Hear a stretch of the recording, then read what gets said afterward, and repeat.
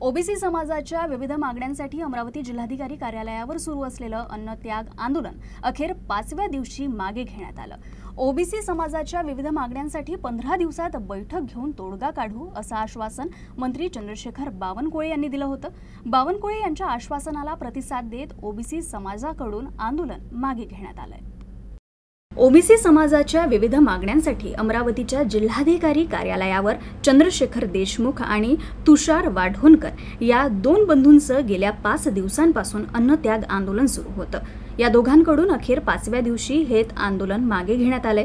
OBC समाजाचे नेते आणि माजी आमदार प्रकाश अण्णा शेंडगे यांच्या उपस्थितीत देशमुख आणि वाढोणकर यांना समाज बांधवांकडून सरबत पाजून अन्नत्याग आंदोलन सोडवण्यात आलं। ओबीसी समाजाच्या विविध मागण्यांसाठी 15 दिवसात बैठक घेऊन तोडगा काढू असं आश्वासन उपसमितीचे अध्यक्ष आणि मंत्री चंद्रशेखर बावनकुळे यांनी दिलं होतं। बावनकुळे यांच्या आश्वासनाला प्रतिसाद देत ओबीसी समाजाकडून सरकारला 15 दिवसांचा वेळ देण्यात आलाय।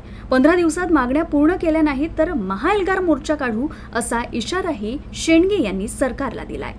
समिती ओबीसी समाजाच्या ज्या काय अडचणी आहेत त्याच्याविषयी निर्माण केलेली एक ओबीसी मंत्रिमंडळाची उपसमिती आहे, त्याचे ते अध्यक्ष आहेत आणि त्यामुळे त्यांच्या म्हणण्याला फार महत्त्व आहे आणि म्हणून त्यांनी आम्हाला आश्वासन दिलं की 15 तारखेपर्यंत या ठिकाणी आम्ही ओबीसी नेत्यांची आम्ही बैठक लावू आणि हे जे काही आपले प्रश्न आहेत त्याच्यावर चर्चा करून त्यातून आपण मार्ग करू अशा प्रकारचं आश्वासन त्यांनी दिलेलं आहे। म्हणून मी आमच्या ह्या दोन ओबीसी योद्ध्यांना आपला उपोषण जे आहे ते स्थगित करण्याची विनंती जी आहे या महाराष्ट्रातील